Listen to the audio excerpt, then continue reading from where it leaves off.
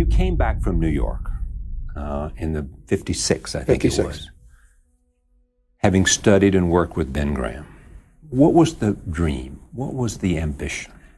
Well, it was kind of disgustingly low. I didn't know what I was going to do. I had about $150,000 at that time, and I felt, if I earned 10% on that, that'd be $15,000 a year, and I could live big on that at the time. I was interested in reading and taking courses at the university. I took my father-in-law's course in psychology, and I thought I might go to law school. I knew there were a whole bunch of subjects I wanted to read about. And then I sort of stumbled into this partnership a few months later because 7 members of the family said, we want you to handle our investments. And I didn't want to do it one at a time or tell them what I was doing. So I put the 7 together in a partnership that had $105,100 in it. You can guess who the $100 was. Yes, I know. and I thought that was it. And a few months later, a fellow named Homer Dodge, who had been a stockholder of Graham Newman, came out, saw me in Omaha, and he said Graham Newman was liquidating, and he said he'd asked Ben where to put his money, and Ben said maybe Warren would be a good choice. So he joined me for, I think, about $100,000 at the time. And then 4 months later, some fellow in Omaha that read the legal notice, actually, a friend of mine called me up and said, what are you doing? And I told him, and he did it. So yeah, I just kind of stumbled along. You kind of stumble along. Yeah. All of a sudden, you have a partnership, right, and you're making money. And I couldn't sell Keo now, understand? But the partnership did well, and part of the partnership was buying what looked like cheap stocks. Berkshire Hathaway looked like a cheap stock. It was a terrible business. What was your ambition then? Now you have a vehicle. Yeah. Well, I started out by thinking I was a textile expert, but I was disabused of that notion fairly fast. I really did. I thought, what do these guys know about making textiles? They've only been doing it a few hundred years. I mean, the Egyptians, I think, figured out how to weave. But I've been in Omaha for a while. That's right. I know a lot about textiles. Just turn me loose at the plant and see what happens. So anyway, what happened was right at that period, the textile business was good for a very short period of time. And so I was like a duck floating on a pond when it was raining. I was going up in the world, but I thought it was because I was flapping my wings, but it was that damn rain that was coming down. And then when it quit raining, I found out, what do I know? Right. Yeah. And then we went into other businesses. Yeah. And so all of a sudden, was it, you went into other businesses, meaning you had some cash flow coming in? We had some cash, not very much, yeah, but we had some cash around. And when Jack Ringwalt decided to sell his insurance companies in early 67, we paid $8.7 million, I think, $8.4 million, I guess it was, $8.4 million. And we had, in Berkshire, we had, I don't know, maybe $4 or $5 million around. Maybe we borrowed a few million. But so that was your first entry into the insurance business. Why was the insurance business attractive? Well, it does control money, and if you've got somebody that's doing a decent job on the insurance end in underwriting, it gives you money to invest on my end. How much of your revenue comes from the insurance business? Well, a lot comes from insurance, and then we have a lot of money that's generated by insurance. Right. So insurance has propelled our growth. There's no question about that. Because it gave you money to work. It gave us money to both invest in marketable securities and also money to buy businesses outright. And then in 1965, you have a chance to take over. Right. Berkshire. What happened? After a while, I realized what a lousy business I was in. And we didn't get out of the textile business, but I decided that to the extent we could, we'd try to add on other things. Interestingly enough, Charlie, I'd have been better off if I'd done all the subsequent things without putting them in Berkshire originally. If you just talk financially, Berkshire, the textile business was a drag for 20 years. So if instead of buying these things for Berkshire, we just bought them in a separate entity. Then why didn't you do that? I don't know. But it worked out fine. But I don't know. But everything worked out. But yeah. If you look back. Looking back, it was a big, fundamental, wrong decision from a financial standpoint. To get involved in the textile business at all. Yeah. I should have just gotten out of that and gone on and done these other things. But tell me why you didn't? I kind of stick with things. It's that. Yeah, I really do. I mean, it's just my personality. I'm driving a car after 8 years. I'm living in the same house after 47 years. Your net worth about that time was about $6 or $7 million. That probably is about right. Yeah, that's probably about right. Because in 1962, when I formed when I put all the partnerships together, it was about $1 million, and when I wound up, it was about 25, and so it probably was. What are you thinking? I mean, I'm just going to continue finding investments that I can make, and everything will turn out all right. During the mid-'60s, I was running this partnership, so I thought I was going to keep running the partnership, and then I got to where I didn't think I could do that well. And why did you think that? Well, the market in 69. The stock market. The stock market just went crazy, and it was a little like, in 1999 and 2000. I mean, I was left behind, and I didn't want to do things I didn't understand and that didn't make sense to me, but I also didn't like sitting there while everybody else was, running rings around me, and my partners were probably not saying it, but they might think, has this guy lost it? So I gave them all the money back, and I gave them the shares of Berkshire and got a lot of them myself as part of that. And then I just kind of got more involved in Berkshire. It became my painting. I was only painting an hour or two a day at the start, and then I started painting like crazy. So you had a stake in Berkshire. Right, and I actually bought more, but I just decided I'd put all my money in Berkshire and ride with it. And ride with Berkshire as a vehicle, as a kind of an extension, a corporate extension of me. Yeah. And are you out of the textile business by then? We got out of it. No, we did not get out of the textile business for 20 years. I even bought another textile company. I mean, this is, I'm going to confess. This is like a revival meeting now. I'm going to just go up to you and we need that. Forgive me, will you? Because I bought another textile company. I bought something called Wambeck Mills in Manchester, New Hampshire. Why did you do that? Only my psychiatrist knows. I thought I was going to solve something by doing it. I mean, I solve something? Well, I thought that these two put together would do better. Some crazy thing. I mean, I did it myself too. No management consultant told me to do it. So it was about 85. I mean, 20 years later, before we got out of the textile business. They got out of the textile business. So I said it's a little bit like watching a parade with all these other textile companies, and you stand up on your tiptoes, and then everybody else stands up on their tiptoes too. And all that, you don't see any better, and your legs hurt. And that's what happened with textiles. In 1973, which may be your first run at the Washington Post, you began to buy shares. Yeah. How did you come to the conclusion? I'd looked at the prospectus in 1971 when Charlie and I first met Kay Graham one time, and they were going public right at the time of the Pentagon Papers. And then in 1973, the stock got very cheap because their television licenses were under challenge by B.B. Rebozo, Nixon's friend, and the stock went from, I think, like 38 to 16 or so in a very short period of time. And when it got down to around 20, just in a few blocks, we bought almost 10% of the company, and that now is about 18% because they've repurchased shares. When it got to about 20, that meant the whole Washington Post company, it had 4,800,000 shares. The whole Washington Post company was selling for $100 million. Now they owned the Washington Post, they owned Newsweek, they owned 4 big network television stations, including CBS in Washington, D.C. and all of that. Jacksonville, Florida. I mean, everything, and they didn't know any money. And if you had taken those separate parts, you literally could have been out in the middle of the Atlantic Ocean, at midnight in a rowboat, and you could have sold them for $500 million. People have been swimming out in shark-infested waters if necessary. And you could have had all of it for $100 million at that time. For $100 million. I mean, you weren't going to get all of it. Here's what I don't understand. How come 95 people didn't see that? It was amazing. We were buying it from big institutional investors, and they were bailing out of it. And if you'd asked any one of them what the pieces were worth, they would have said something close to what I would say. But they thought the stock was going to go down. So what?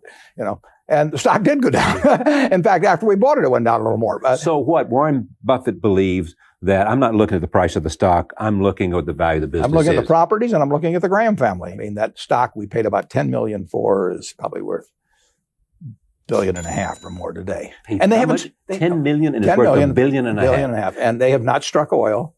They have not invented a cure for cancer. They've just taken those properties and kept doing reasonably intelligent things, and sometimes very intelligent things, with the money generated by it, and they've developed the properties they've had, and they've been terrific stewards of the money. But there's no miracles involved. Warren bought into the company without my knowing him. That's why I say luck really plays a role in people's lives. It just does. A lot of people said stiff arm him, he's buying too much stock. He means you no good. And my native instinct was, let's take a look. Let's see what he's like. And everything I learned about him was very good. So I asked him to come and take a look at the company in which she'd just bought these shares.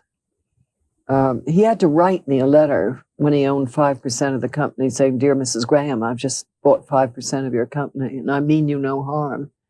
And I think it's a great company, and I know it's Graham owned and Graham run, and that's fine with me." And so I got to know him, and I thought, whoa, this guy's really terrific. So after he joined our board, he used to come to board meetings with about 20 annual reports, and he would take me through these annual reports. I mean, it was like going to business school with Warren Buffett. Couldn't have a better teacher. No, it was wonderful. Kay Graham told me that when she met you, she'd never even understood how to read an annual report, that's what you brought to her, some sense of helping her come to grips with the idea of making business decisions. Kay was very, very smart, but she thought, because this had been pushed into her by her mother and her husband to some extent in the past, she thought only males who had been to business school could run businesses. I mean, she had the intellect, but she didn't have the confidence.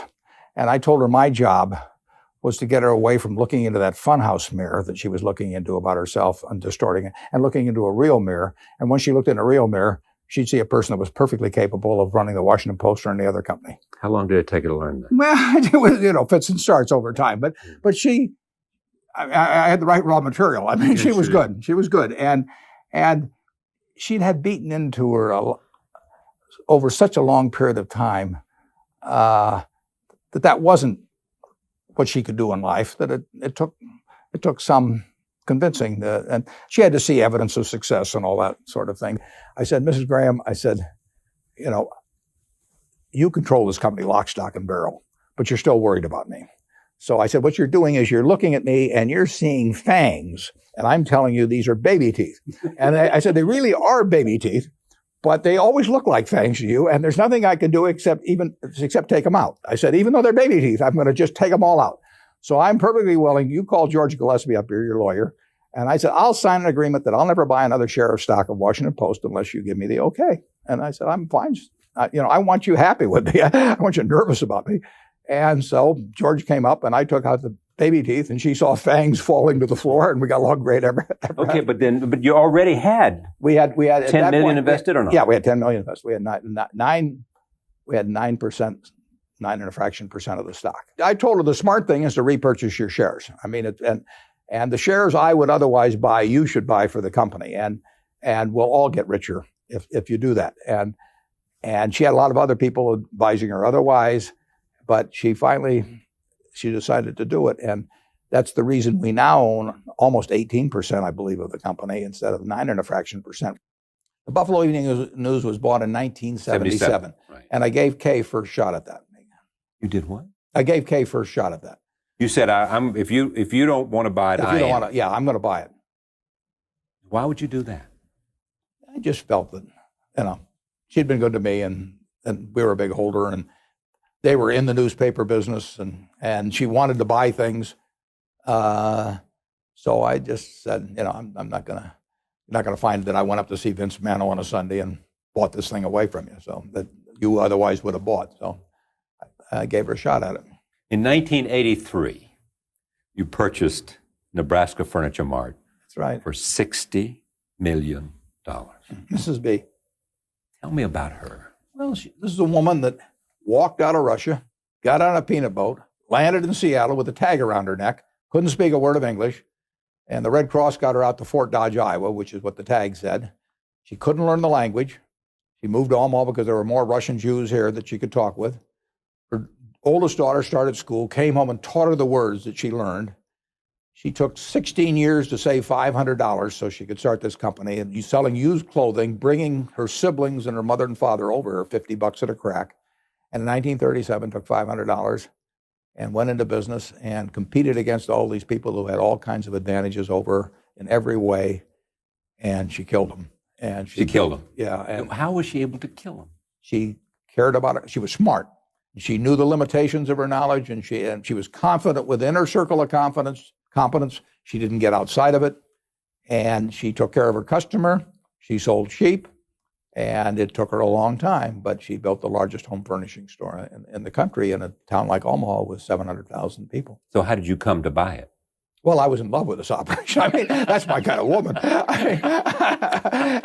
I bought it when she was 89. She worked till 103. There was a period there where she left for a couple of years. If you went over to Mrs. B's house, as I did, and very nice house, and you go in, and on her sofa, her lamps, her bed, there'd be little green tags hanging down because it made her feel like she was in the store. I mean, this is a remarkable, remarkable woman. And the punchline, Charlie, is she couldn't read or write. And I think every business school in the United States ought to study her. I mean, what would they learn? They would learn the essence of business. They would learn that taking care of your customer is what it's all about. Taking care of, and by that I mean giving them good deals, which nobody would touch. And she, and working like crazy. I mean, she was there day after day after day, and she had a passion for it. And the truth is, if you took the Fortune 500 CEOs, and I gave you first draft pick on 10 of them, and I'd put them in competition with Mrs. B, she'd win. No doubt. She'd win. Yeah. Michael Eisner was here, and I told him the story. He loved it. And Michael wanted to get the movie rights, and Michael could be very persuasive, but I saw him stand there with Mrs. B's daughter, the same daughter I referred to earlier, who at that time was probably close to 80 or so. And Francis is this tall and Michael's that tall. And Francis is saying, my mother wants a piece of everything. When you hear an 80-year-old say that her mother wants a piece of everything. I mean, that's great. So Mrs. B wanted them, whatever they were going to do, she wanted a piece of the action herself. If they were going to make Mrs. B dolls, she wanted to own a piece of it. And they didn't teach that in any business school to her. She picked that up from understanding value. Ownership was everything. She understood business. And she understood people awfully well, too. In 1988, you started buying Coca-Cola. How come? I don't remember exactly. Probably read their annual report. Probably read the 1987 annual report, and I've watched it some. But there just comes a point, there's a tipping point, in terms of knowledge you've accumulated over a period of time, price changes in the stock, which had gone down some. They were heavy repurchases of their own stock. Roberto and Don were doing a terrific job. Nothing bad was going to happen to Coca-Cola, so I started buying. Most of it in that period from the middle of 88 to early 89, but then a little further on. But we put overall about $1 billion into it, and it's probably worth about $8 billion now. And you have no intent to sell? No. You have said, though, that during the bubble, it got overpriced. There were some things that you might have sold, sure, and would have been wise to have sold them at that time. If I was running the partnership like I did back in the 60s, I definitely should have sold those stocks. I mean, stocks went crazy. But you do not today look back and say, I should have sold Coca-Cola when the bubble was there, because it wasn't me. I mean, I wouldn't, I knew it was selling at a very fancy price, and I even wrote about it, and same way with Gillette. But I don't do that very often. I'm not saying I wouldn't ever do it. I mean, if we went into the wildest speculative orgy in history, and some of these things went crazy, maybe I would sell some. But it's not it goes against the grain. For one thing, wonderful businesses are not that common. And if you get a big position in a wonderful business, not a bad thing. What is the single best investment on a large scale that you have made? Geico twice in my life. 3 times in my life has been a good investment. I mean, it was a good investment when I was really 20 years of age, and when I bought, I put 3/4 of my net worth in Geico when my net worth was like $10,000, and that caused my net worth probably to double or something like that, and that was great at the time. In 1976, the company got in trouble, and we bought what turned out to be half of the company for like $40 million. And then in 1995 or so, we bought the other half for $2 billion, and that was a good deal. So it's been a triple play. Help me understand this. You're sitting with more than $40 billion, essentially in cash. Right. You could buy some big businesses, I would assume, for $40 billion. Right. But you don't see any at a price that you want to own. That's right. And when I look at the deals that have been made in the last year, there's not one I'm envious of. So, I mean, it isn't like we missed them. It may turn out that I should have bought one of them, but I mean, there's none that I feel, gee, I wish I'd bought that last year. But I hope I buy one tomorrow. I know, but I mean, there's nothing. I mean, you don't look at General Motors and say, I look at General Motors. General Motors is selling for about $15 billion now. There's 500 million shares, 28 or 29, something like that. And the whole General Motors company, $15 billion. And of course, that was the most powerful company in the world, back when I was a kid. So and you could have it in a second.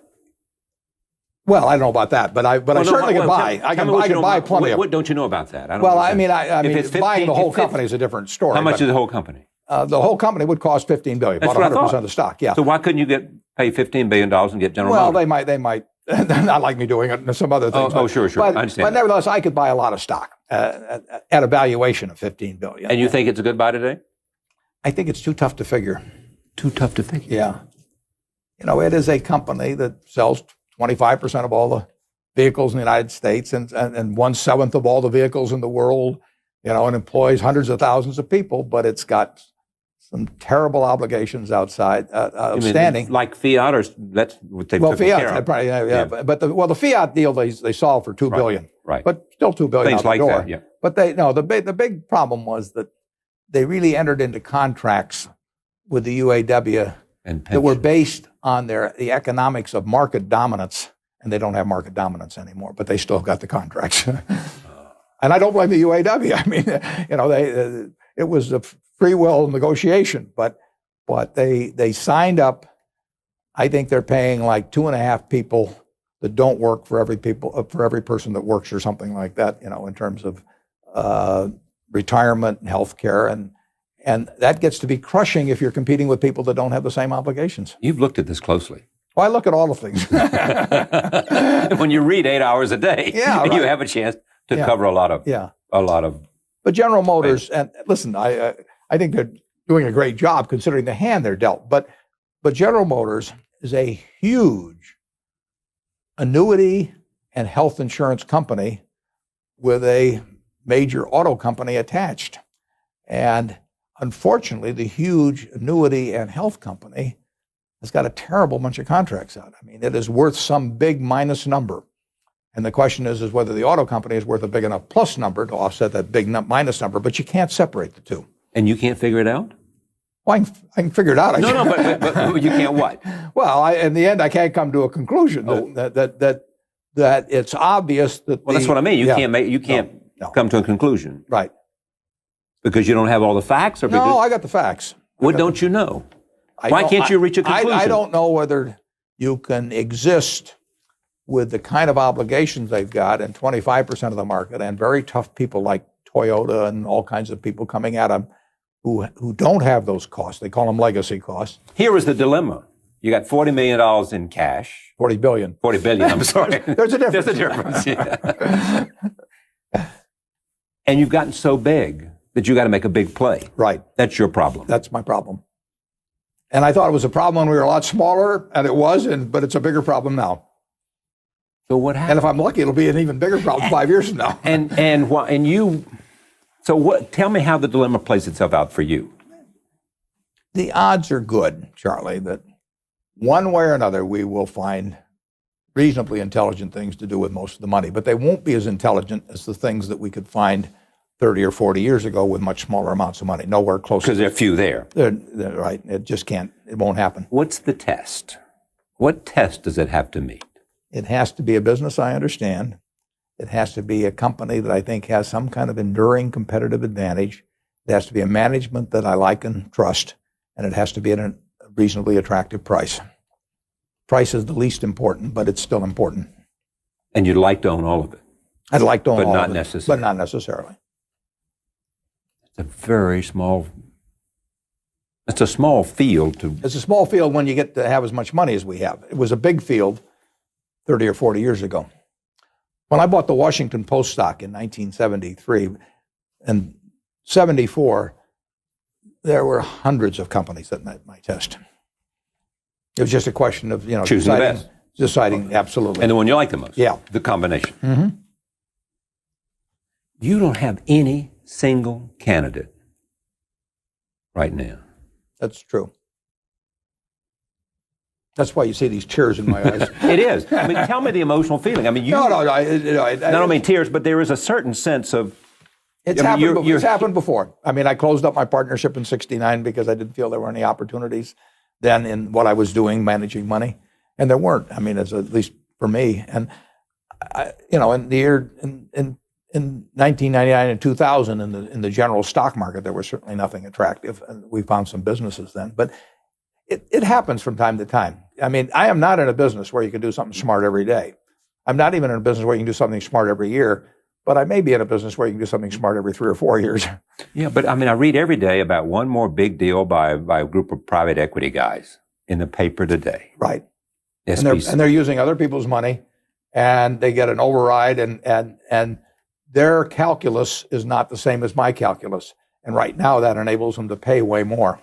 Tell me how their calculus is different. Well, it's money they get from somebody else that they get paid quite a bit of money on if they don't do anything, and then they get a percentage of the upside and they don't take the downside. I mean, that is a different calculus than Berkshire's. Yeah, you have the upside and the downside. Upside and the downside, and I'm going to keep them forever, and I'm not going to dress up the accounting or rearrange things a little and resell it to the public. You're not going to take a big fee for doing it. No, so I don't have an exit strategy. And I'm not getting paid just to sit with a whole bunch of other people's money. It's my money. We sat down again with Warren on June 29th, 2006, after he had made some acquisitions since we last spoke with him. Let's talk about the future of Berkshire Hathaway. Right. The last time we talked about the rise of Berkshire Hathaway, you were sitting on, give or take, $1 billion, about $44 billion. Mm-hmm.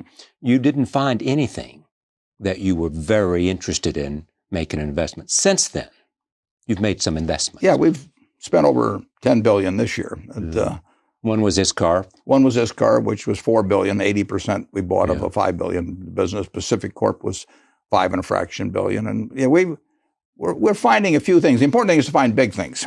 Okay, for you have a unique size scale problem. I'm looking for elephants.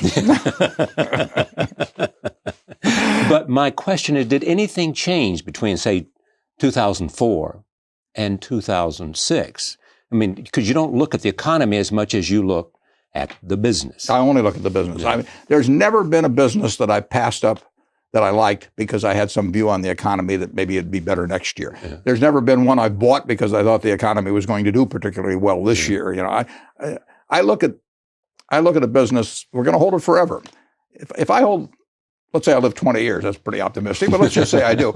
In those 20 years, there can be a lot of good years, there can be a few bad years, in the economy, but what difference does it make? I mean, it's like playing 18 holes of golf. There's some par threes and par fives. And, the only way to get to the clubhouse is to play them all. If you like golf, you play them all. I like business. And so we're going to play the tough years. We're going to play the easy years.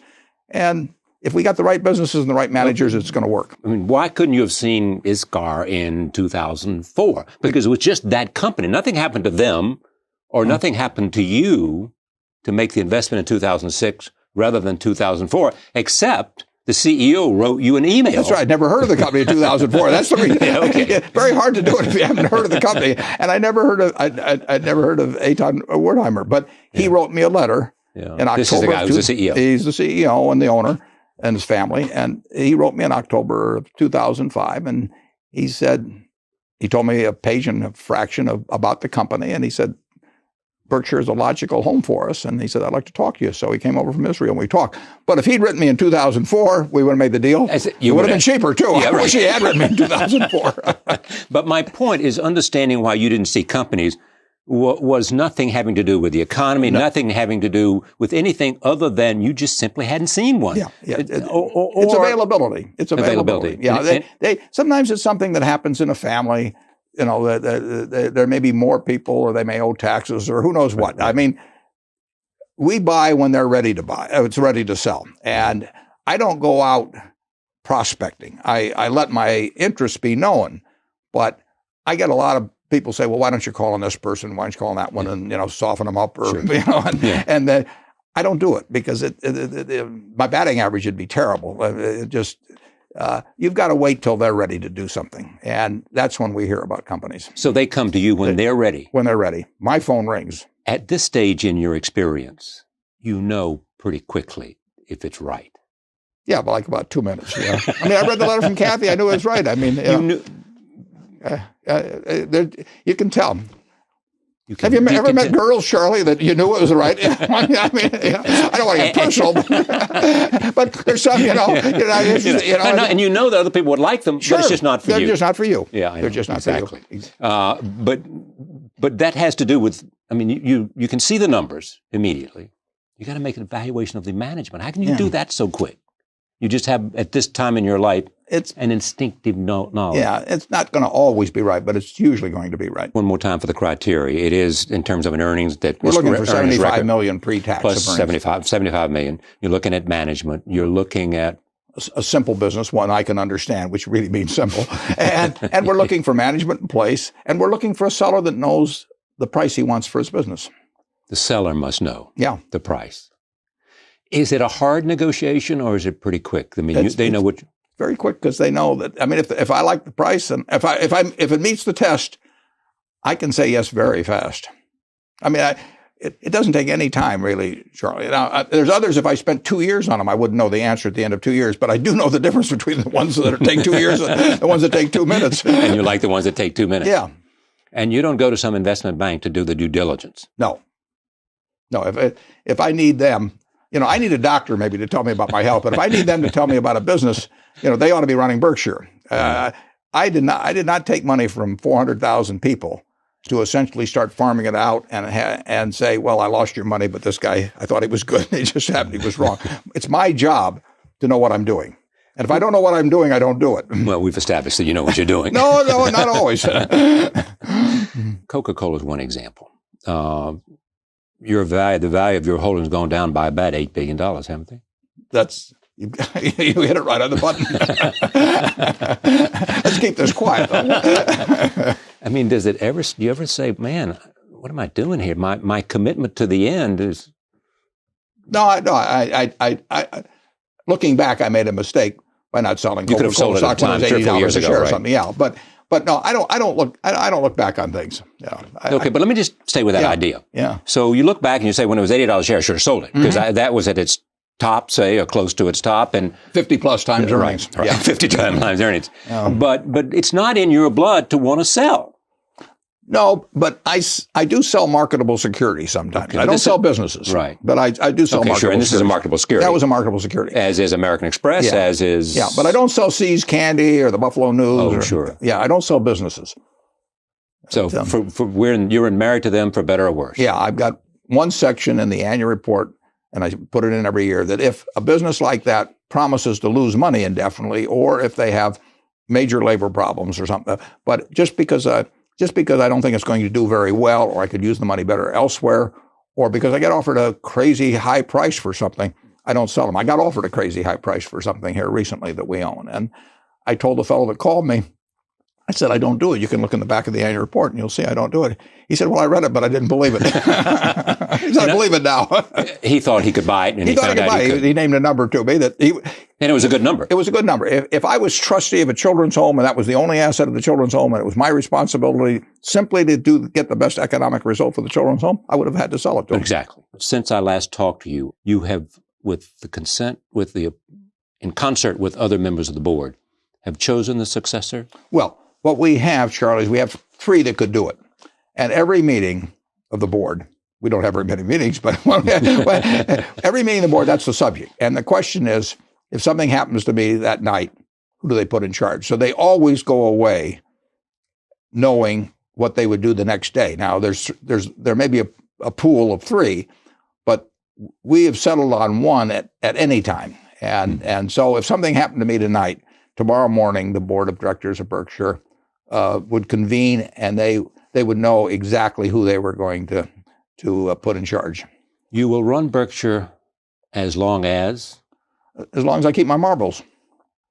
And you have somebody that'll come to tell you that you don't have them if necessary. Well, I've assigned that job to my children. I tell them they better all 3 come in together, because if just one comes, I'm cutting them out of the will.